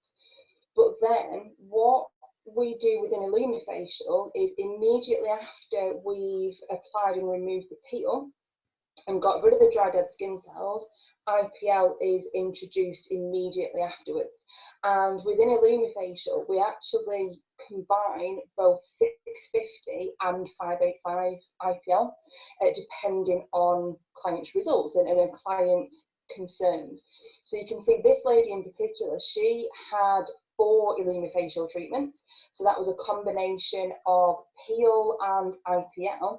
And overall, you can see amazing improvement in overall skin tone. She looks like a completely different person for me. You know, the sort of sun damage, the sunspots that she's got on her face. I know she has got a little bit of broken vessels on her cheeks as well. You know, the pigment, what is key to note on this photograph, the pigment that was treated was checked by a dermatologist beforehand, which we do recommend. Advanced pigment, isn't it? There's quite a lot of yeah, it's quite larger ones as well. Yeah, so that was checked beforehand, and we were able to continue with the Illumifacial treatment. You can see absolutely phenomenal results for anti-aging. You know, not only is her skin looking more even in tone, you know, the pigment's pretty much gone, the vessels on her cheeks has gone, but I can see an improvement in collagen sort of in between the brows as well. Just overall, she looks a bit plumper and fresher as well. So fantastic results with that lady. I think so this is from our clinic. We've got some more amazing results from some of our customers with. Yeah, so I've just I've grabbed some of these off Instagram because we don't yet have the all of the original images for them, but you can see here this is a cosmetic clinic in Poole. They've posted some incredible results here with their Illumifacial, just 2 sessions. Yeah. So brilliant for rejuvenating that acne prone skin. And again here, just this one, that's 1 Illumifacial. I mean, that's amazing. The redness, the breakouts, the pigment. Yeah, definitely. Again, pigment there. From Andrea in the audience. Yeah, Andrea. Rosie, I can see you raising your hand. I'm not sure if you want to ask a question in the chat, or there's a Q&A option as well. So if you pop the question into there, we can help. And this is a great one as well, isn't it? Oh, amazing. I don't think I've seen this one actually. Perfect skin for Illumi. Yeah, definitely. And again, with Illumi, obviously you do recommend a course of treatments, but often clients will see an improvement and get that sort of, again, radiant skin immediately after one session. Yeah. We talk about it as like airbrushing. The marketing around this treatment is filter free, because that's like putting a filter on your skin, literally, isn't it, on social media? And obviously it's sort of linked to that selfie filter idea. But I mean, it literally is. The lighting in this room isn't brilliant, but Illumifacial just does this amazing, gives you this flawless, amazing, even skin. You know, for me now, and the same for Ree, if you look at us, the minute we get any kind of little brown mark or red vein or something like that, straight under Lumi, IPL to get it evened out, to give us this really nice, flawless colour, essentially. But actually, going back to when we started, and I said I've not worn makeup in months, and it wasn't necessarily down to lockdown, it's down to this. It's down to having Illumifacial that I actually don't need my foundation anymore. You know, I just literally put a bit of tinted moisturiser, tinted SPF on, and I'm pretty much good to go. Yeah. Okay, so I'm going to then just talk through ablative and non-ablative lasers. So as we move now into the laser category, then, you know, we are going to be talking about some more advanced conditions and interactions with the skin, in particular ablative skin resurfacing. So I want to start just by first of all discussing the difference between ablative versus non-ablative lasers. Okay, so these terms are thrown around quite a lot. We get loads of questions about, you know, what's the difference between the two. Well, they're actually both light-based energy. So they're both wavelengths of light, or they can be they can be all sorts of different wavelengths of light, but predominantly they are absorbed by water in the skin, and they create heat as a result.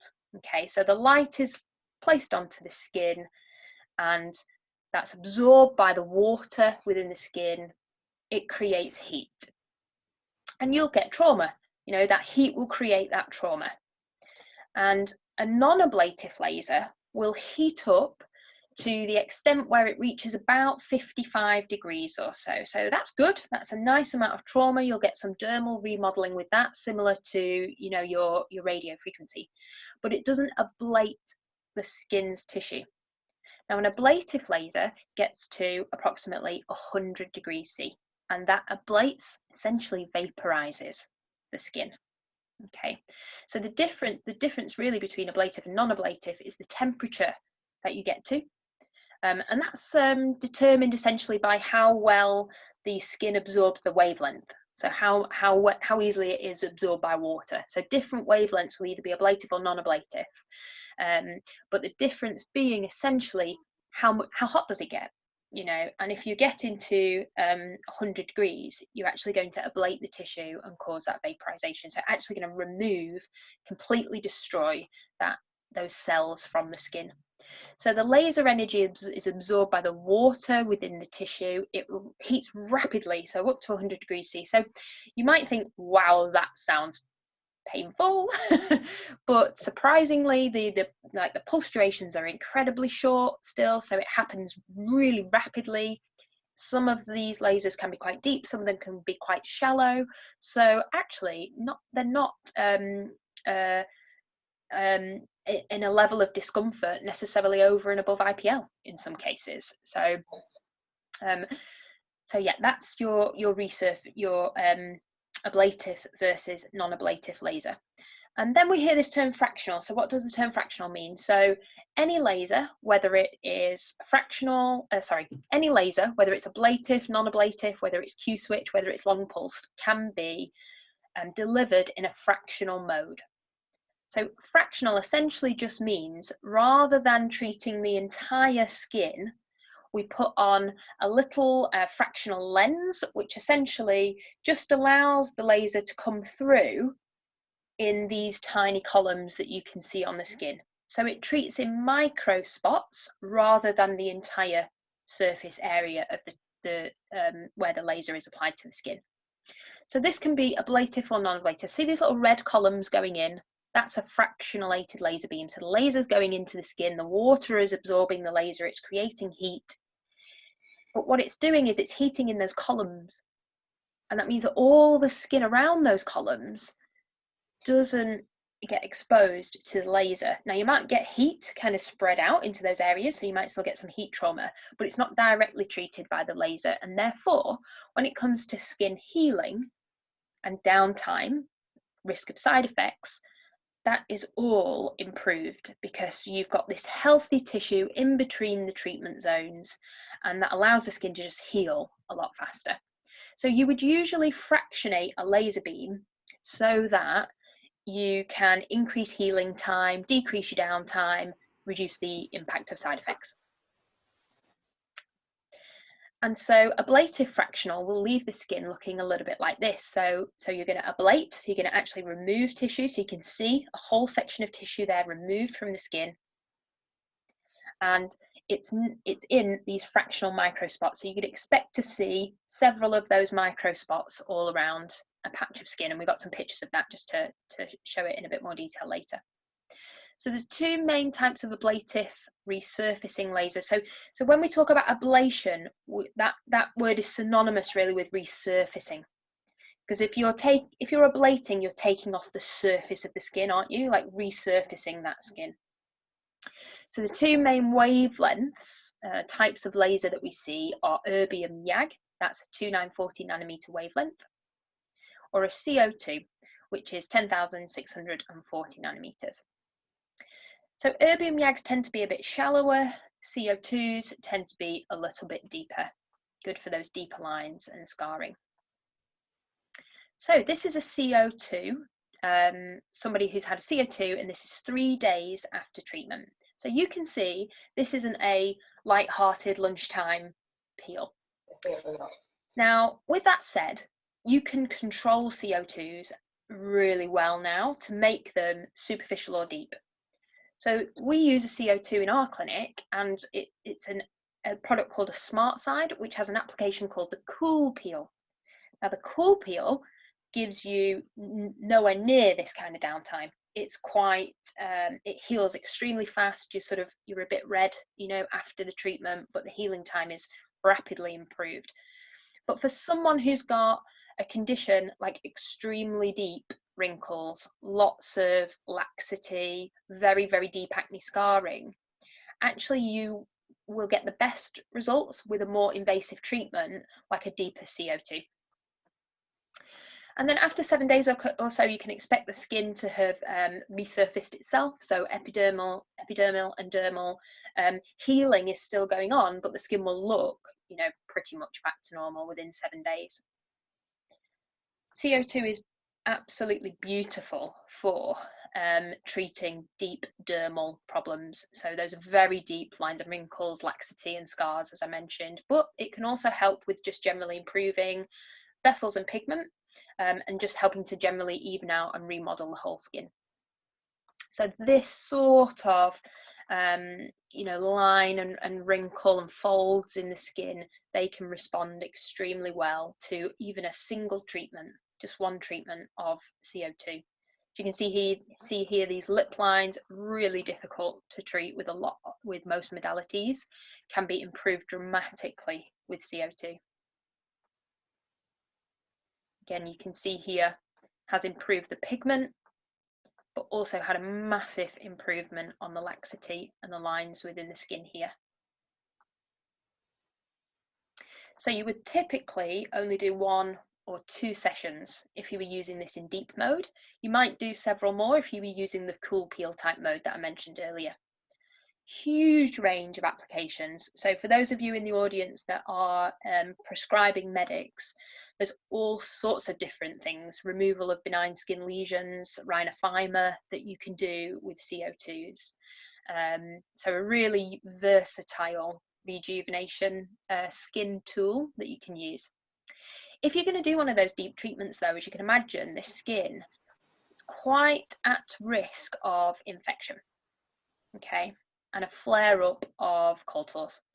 So it's advised, in fact we insist at Lynton when we sell one, that it's done under the supervision of a prescribing medic, so that you can prescribe antibiotics and you can prescribe antivirals after the treatment. Of course, with it being a little bit of a deeper, more aggressive treatment, then it is riskier on darker skin types. You know, we've got CO2 users using our Smart Side in the UK here who treat skin types 4s and 5s with it really successfully, but they're just adding in pre and post treatment support with topical products that control tyrosinases essentially, so they're controlling the pigment production for the skin pre and post treatment, just to manage that chance of side effect or pigment shift. And it's difficult to use a CO2 on areas that aren't the face. The face actually heals incredibly well versus the body. For those of you that have ever done different bits of rejuve on face or body, you'll notice that the body takes a much longer time to heal. So it can be quite tricky to do, and not really recommended to do deep CO2 anywhere other than the face. So another form of ablative resurfacing is erbium YAG, and again you can get erbium YAG in very strong, let's say, or gentler forms, and we have at Lynton a very gentle form of erbium resurfacing, a 2940 nanometer wavelength, and we actually call this our resurface. It's a handpiece which you can add on to a number of different machines at Lynton, and this is going to do the resurfacing, so it's going to ablate the skin surface.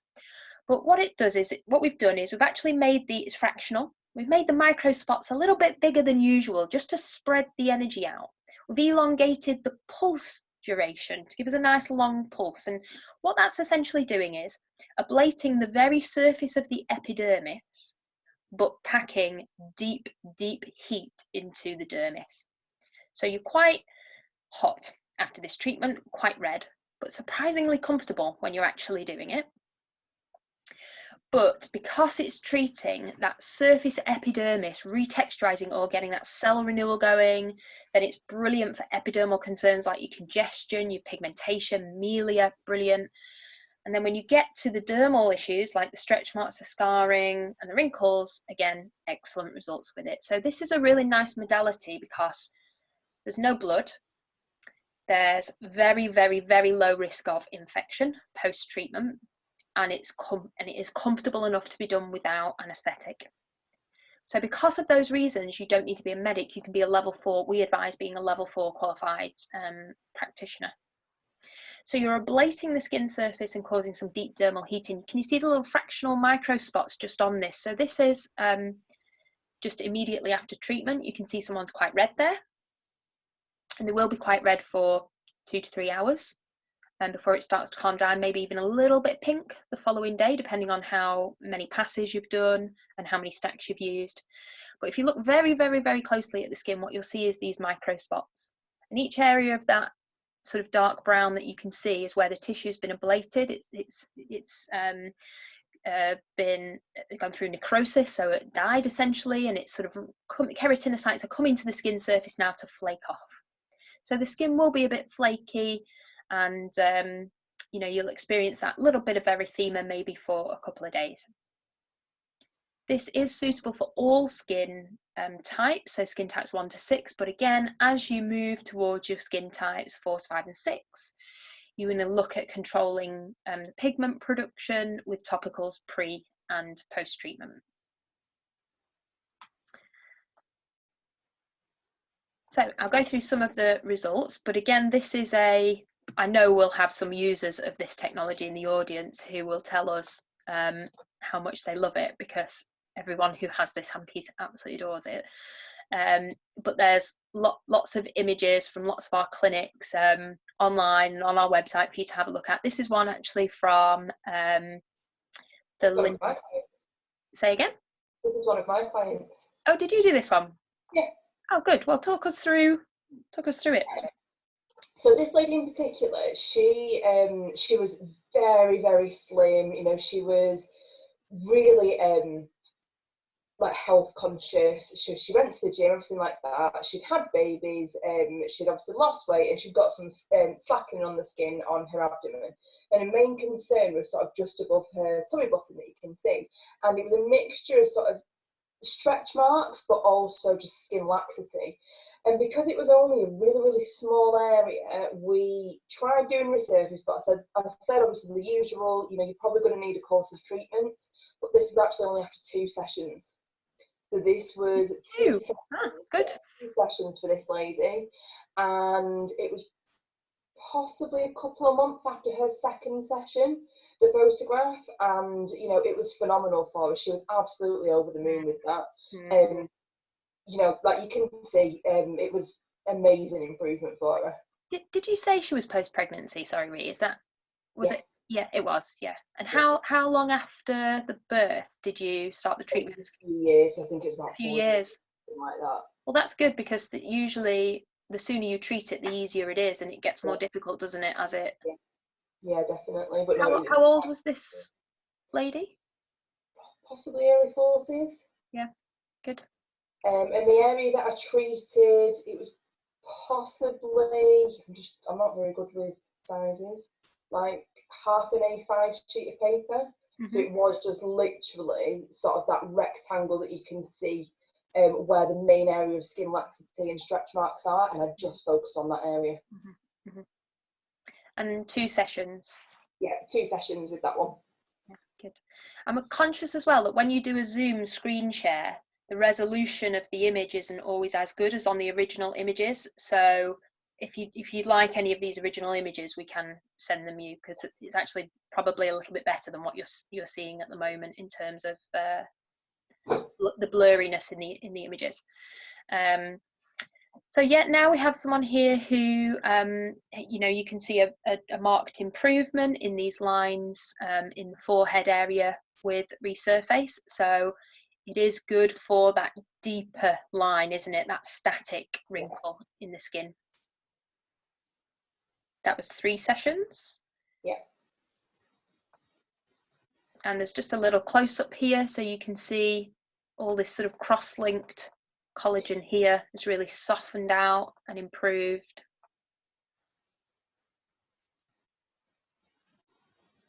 And again, a little bit closer, as you can see there, these lines completely resolved. That one there. Amazing. I find this really good for those lines here. Yeah. People having the lip filler will help, but it doesn't really get those really sort of, you know, nose to mouth lines, really deep smokers nose to mouth lines. If you see anybody with that, then this is a treatment for them. It's brilliant, isn't it? All runners' lines, they get the same lines as smokers. We'll treat stretch marks as well, and this is you, Ree. So a few years ago now. I did ask Ree if it was okay to share these in here. I mean, your skin is even much improved from this one, isn't it? So yeah, definitely, so much better. So tell people why you were having how your skin was in this image and why you were having Resurfaced. Yeah, so initially I started having Resurfaced because I have got very oily skin and I've always had it. And gosh, it was probably about 9 or 10 years ago, that first photograph. And because of the amount of oiliness that I had acne, I had the breakouts, I had a bit of acne scarring. But my main focus was the amount of congestion that I got from the oiliness. And, you know, when I was in clinic, we'd be doing microdermabrasion, skin peels, and it was almost getting to the point of I was doing it twice a week to try and get rid of the congestion and keep it at bay, but nothing would get rid of it. And then the Resurface handpiece was introduced. So I actually started having very superficial Resurface to treat the congestion. And you know, the sort of build up of uneven texture and sort of almost try and calm the oiliness a little bit. And it weren't until I think between these photographs it's probably about 8 or 9 months, something like that, because I'd had my initial course of Resurface and got rid of the congestion, kept it at bay, and I was over the moon. I was happy. But then when we actually looked at the before and after photographs, I wasn't actually concerned with acne scarring and the marks, because back then I just thought, well, I wear makeup to cover it now and I always will do, it's fine. And then when we actually looked at the photographs from doing that superficial Resurface, we noticed that actually, like, my acne scarring's pretty much gone from those sessions. So yeah, it was sort of a side effect, but it was an amazing side effect for me. And I mean, this is a brilliant image pre and post treatment, again, of that very deep acne scarring. So difficult thing to treat, you know, difficult thing to get results with in a very safe manner. And I guess that's the point really with this technology, is the safety profile is extremely high. You know, in terms of adverse incident, there isn't, is there? No, not at all. And so this deep pitted acne scarring resolves very well. So yeah, these images will be a bit clearer on our website. Yeah, they will. And this was one of our customers in the clinic as well, wasn't it? So I don't think the picture necessarily does it justice, but these were very deep, very, very deep back scarring, and it's almost completely flat when this client now, the customer, it's flat, isn't it? Yeah, with this lady in particular, she, in the first photograph, she was at a point that she was so conscious with the scarring on her back that she, whenever she was on holiday, anything like that, she would have her back covered all the time. No one would see her back. And the current after photograph that we've got there, I think, was after 3 sessions, I think. I can't quite see it on my screen, but she was at the point where, yes, you can still see some of the scars, but they had improved so much. They'd flattened out, they were a lot more even, that she was at a point where she was happily wearing lower back tops. And when she was on holiday, she wasn't bothered about covering her back up anymore. So it was amazing for her mentally as well as results physically as well. Mm-hmm. And how much would we charge for a treatment like this? So typically we would charge for treating full face resurface, we charge approximately £300 per treatment. And then if we're treating body areas such as stretch marks, we look at sort of one standard area is about 1 A4 sheet of paper, and we charge approximately 200 per session. Mm-hmm. Okay. I think that's quite standard. I know somebody asked it in our Facebook group the other day, didn't they? And yeah, most people are around that sort of 295, 300 bracket. For those of you in the audience that are using this, I've got a question just about the images. Yes, if you go onto our customer support portal and into your product, then you can download these images to use. We just ask that you make sure they're always credited to the wonderful clinics who've produced them for us. Okay, so then a quick chat just regarding non-ablative fractional lasers. So non-ablative, remember, is still just water in the skin absorbing the light and creating heat, but only getting to a temperature where you cause trauma, a little bit of trauma, as opposed to ablating. So the skin remains intact, it doesn't ablate or vaporize at all. You can do it in a fractional mode, so you can do it where it treats the whole area of skin, or you can do it where it does microspots, like we saw earlier in that fractional image. So you can see here a zone of tissue. You can see how it's just slightly darker colour within this treatment zone, showing that there's been interaction with the tissue here, that we've created a bit of thermal damage, and that's with a fractional non-ablative laser. So you will typically see these listed in wavelengths in the 1500s. Okay, so if you see a laser that's 1540, 1550, they're typically erbium glass wavelengths. Some companies market them as sort of specific names, so to speak, but if you look at the actual wavelength, you can generally work out whether you've got an ablative or a non-ablative laser. So 1540, 1550, and of course, what also is within here is ND-YAG. So long pulsed ND-YAG at 1064 is a non-ablative laser for skin rejuvenation. So that, again, same as erbium glass, absorbed by the water, creates heat and causes some dermal remodeling.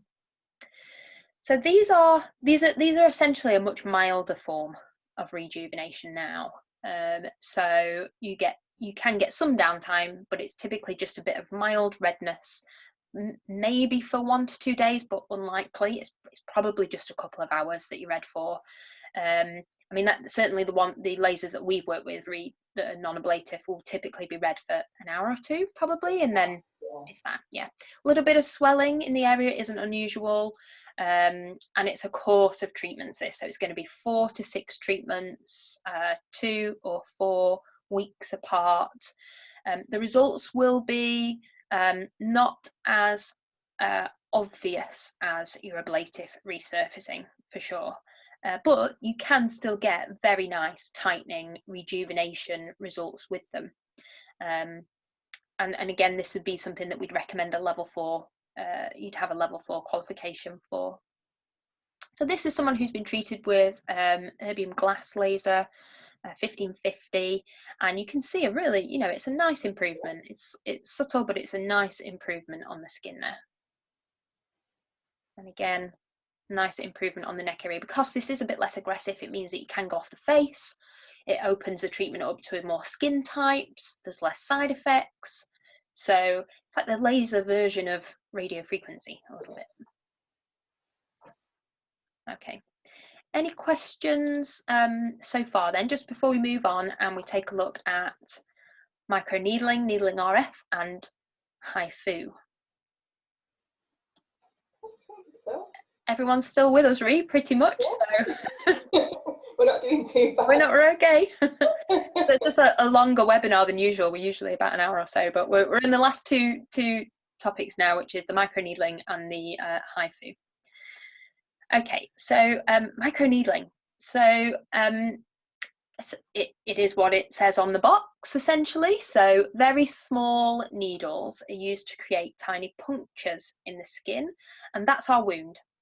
So we've predominantly been talking about things so far that operate via a photothermal reaction, a light heat reaction, or in the case of radio frequency, an energy wave that creates heat through vibration of the water molecules. Microneedling is different. There's not a heat interaction here with standard needles, but you are getting the mechanical trauma of actually piercing through the skin and initiating a wound.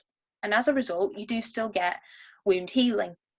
It's a bit like a fractional laser in that you're not treating the whole area of the skin, you're using microspots, you know, so you will leave healthy tissue in between the needles, and that will assist with skin healing. What's nice about microneedling is that you can combine it with topical products. It can help with the penetration of topical ingredients into deeper layers of the skin. And I think it's something that, again, works very well in combination. To be honest, they all do. They all work really well in combination with each other. Whatever you've got, they can be combined and put together, you know, pretty much without restriction. There's things to consider when you look at microneedling, and I guess when we talk about microneedling, obviously you've got roller options, although less popular now than they used to be. When you were rolling needles over the skin, I know there were some concerns that the needles would sort of pucker and would pull through the skin as you had that rolling action. So very popular devices at the moment are sort of needle pens, as you can see an example of one here, where there's it might be electronic, so it automatically stamps. It might be that you press a button to individually stamp it. It might be a combination of both. Some of the things you'd want to consider with microneedling would be consumable cost. So just have a look at how much these tips should be disposable, obviously, and you'll pay per tip usually. So looking into the consumable cost would be something to definitely consider. The needle depth. So obviously you can pierce the skin and draw no blood, or you can pierce to a depth of 2 mil, 2.5 mil even, and be drawing blood. And that's going to affect your hygiene protocols, because there's going to be a greater risk of infection, so that needs to be taken into account.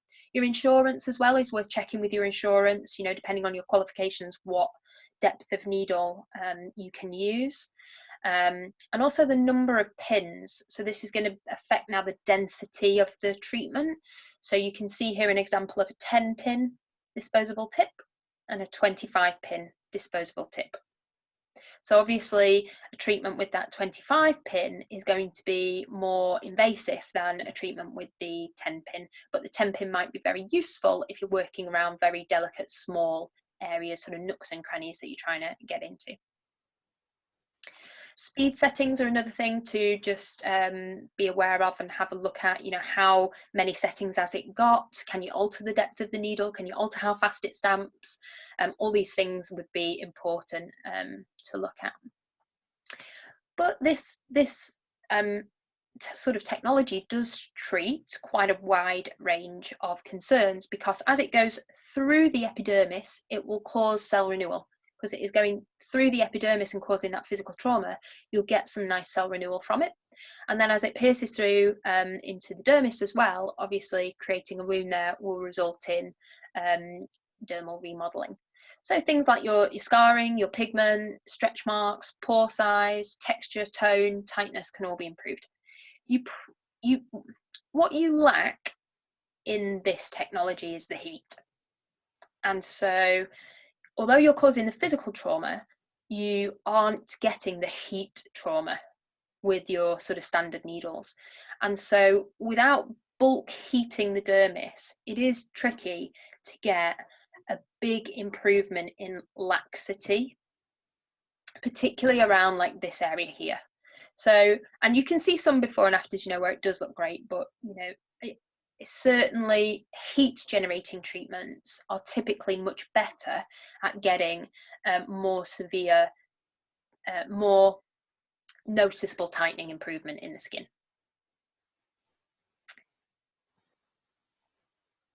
Now, another option would be to look at radio frequency with microneedles.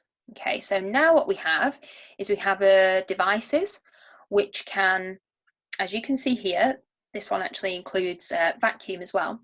So you can actually sort of suck up that little bit of skin and pierce the skin with the needles. Brilliant, you get that physical trauma. And then you can actually emit a tiny amount of radio frequency current, either across the whole length of the needle or some of them just the very tip of the needle. And that small surge of radio frequency energy then gives you bulk heating. So now we have a really nice kind of dual effect of the physical trauma of the needle along with the bulk heating of the radio frequency. So any questions on needle or needle RF? Any? Got a question from Sue, well, comment from Susan regarding the sort of between the 10 and 25 pin. Yeah. Yeah, so the less the needles, the easier she finds it goes in. Yeah, okay. Less resistance and pull as you're stamping. Yeah, makes sense. I mean, with regards to, would you say the 10 pin is not as deep? I mean, obviously it depends on the length of the needle, doesn't it? It's the length of the needle, yeah. So the pin is about the density and the needle depth is your 1 mil, your 1.5 mil, etc. So you could have a 10 pin with a 2 mil depth and a 25 pin with a 1 mil depth, you know. So yeah, the needle depth, what you really want to be able to do is control the two. So no matter which tip you put on, if you can see here, this one's got the disposable needle, so you'll decide whether you want 10 or 25 pin and exchange it, and then you just turn this control knob to alter the depth of those needles. And it will be different for different devices, I'm sure. Different pins as well. Like something said about the 25 pin being better for the body. And obviously if you were treating something like stretch marks, you probably need a deeper penetration depth and a longer needle, essentially. Yeah, definitely. So deeper and deeper concerns as well. So if you were just looking at kind of getting some nice epidermal renewal, then you could use less than a mil, you know, and that feels quite nice actually when you try that. We've got one in our office at the moment. And that feels, yeah, quite nice. Whereas when you start to get deeper and you start to you know, move into the needle depth where you are able to draw blood to get to dermis to create quite a little bit of trauma there, then obviously the downtime would be more for that. So you would experience more swelling, possibly a little bit of discomfort, so you might even want to be using anesthetics at this point, and you'll need potentially less treatments, although overall you're recommending 6 sessions for microneedling, as with most of the things we discussed today, about 6 sessions. You'll get some nice instant results from that sort of plumpness and the swelling, which may last for up to 7 days, but it will still take that 4 to 6 months for the full rejuvenation effect to occur because of that dermal remodeling that you're creating. Is this something Lynton may be supplying? Maybe. Maybe coming soon. Okay, so yeah, indications, covered those. So last but certainly not least is Haifu, high intensity focused ultrasound. So you can see a typical sort of handpiece here for Haifu, and this really is again a mechanical interaction with the tissue. So essentially what it is ultrasound waves, and rather than the ultrasound waves kind of dispersing through the skin in a random or dispersed pattern, they're high intensity and they're focused.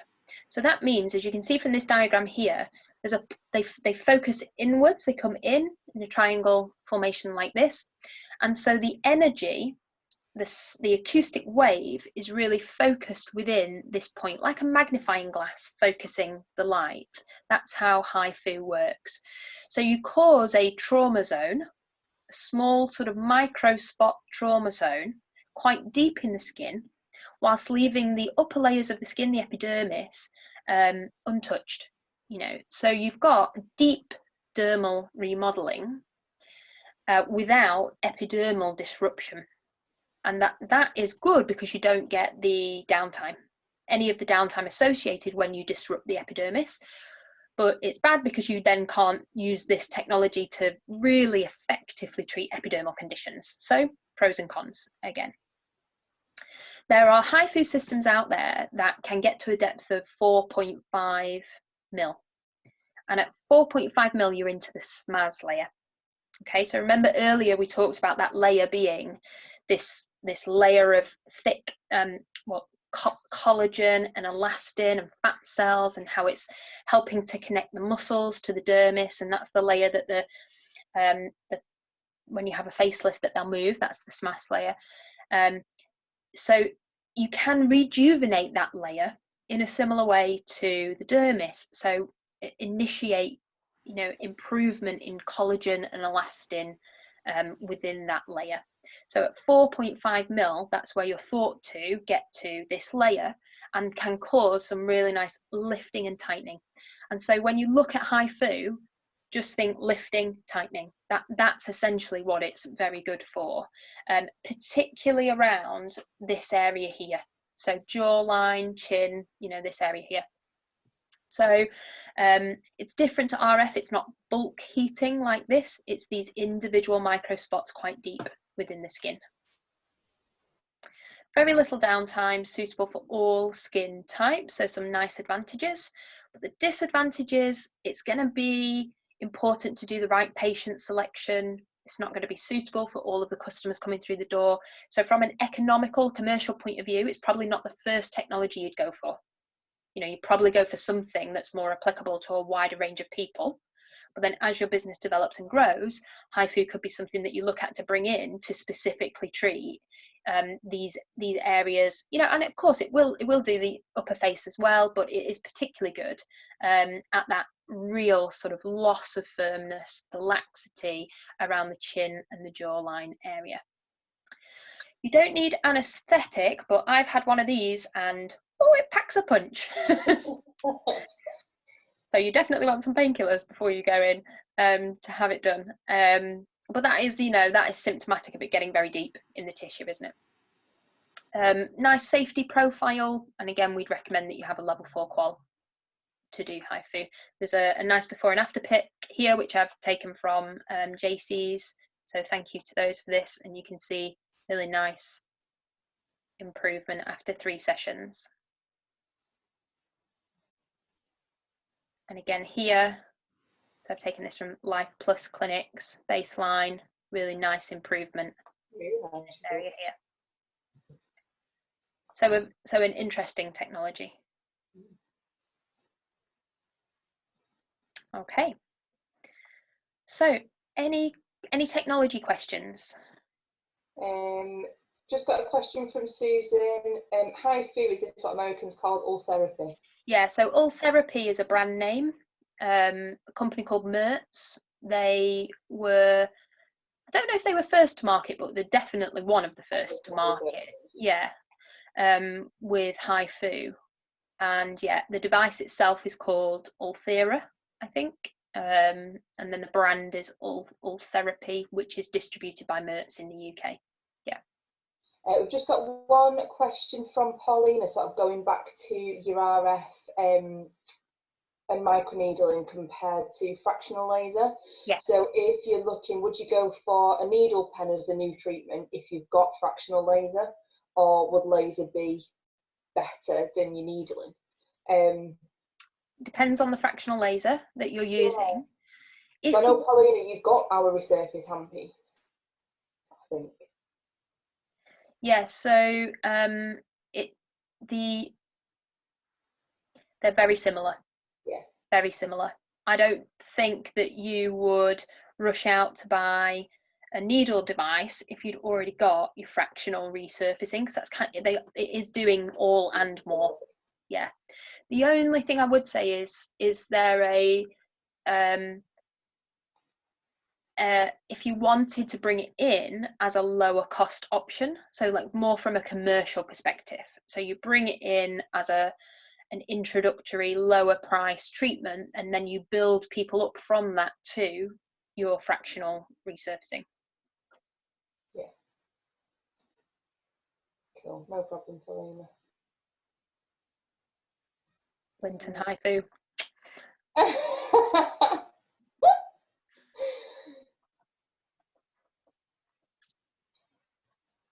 So an interesting comment from Sam, actually. So you'll all be able to read this. So a dermatologist that we work with once told Sam that she used the deepest needles and could never get the same result as she could with a fractional laser.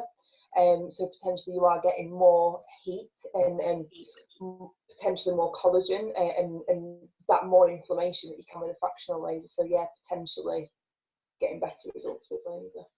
Heat is a massive factor, you know, really bulk heating that dermis gives you amazing results.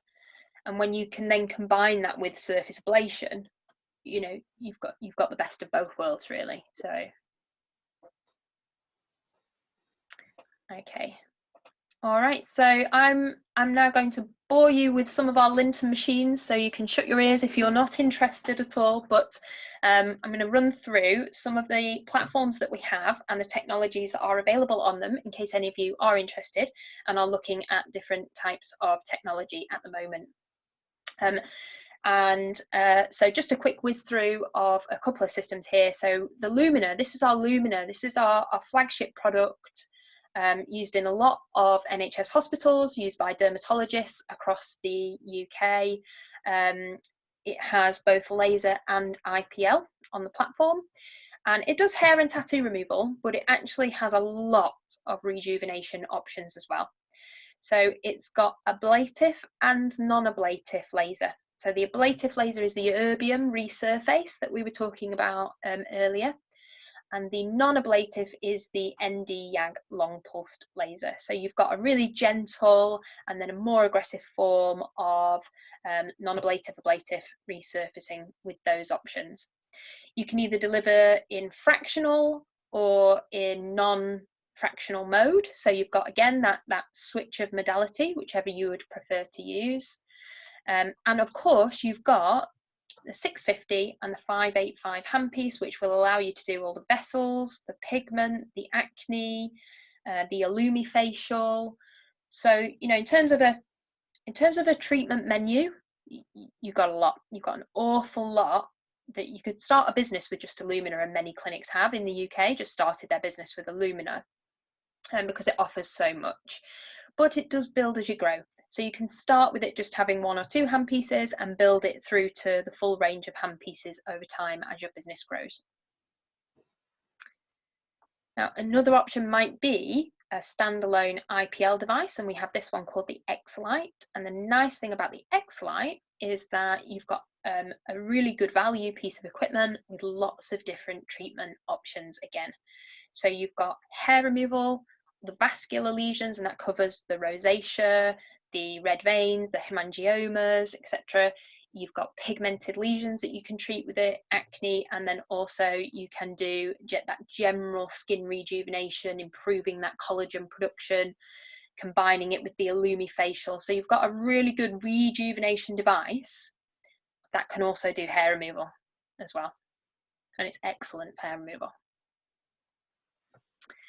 And then finally, we have a device called the 3Juve.